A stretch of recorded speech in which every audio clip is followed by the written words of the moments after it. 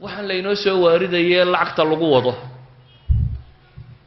inaad dhegaysato $10 la isku siiyaa Soomaaliya NGO-yada tan waa inaad ka qayb gasho soo dhegaysato ayaad maalintii yoomiye leedahay $10 baad leedahay $10 caqligaaga aad ku iibsatay ogsanow $10 bilaash ma aha waa 10 wax lagu sheegayo waa 10 afkaar iyo dana laga dhaadhacsanayo waa 10 binaadamku wax uu kala iibsadaa dadkani waxay barteen afkaarta sida loo suuq geeyo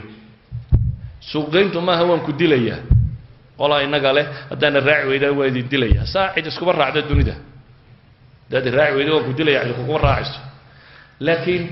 mabaadi'da iyo diimaha iyo afkaarta iyo waxa binaadamku haysto waa la suuq geeyaa way suuq geysteen koodii way ka gateen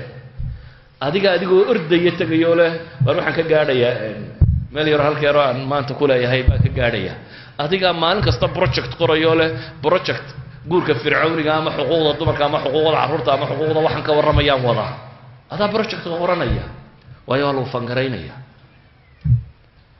idan imma jahl inuu wado imma tazyin iyo waxaan oo leeynoo daldalaaliyay lagu wado xagga hunguriga la inaga wado iyo mararka qaar kood in la isugu hanjabayo oo dawladaha qaar kood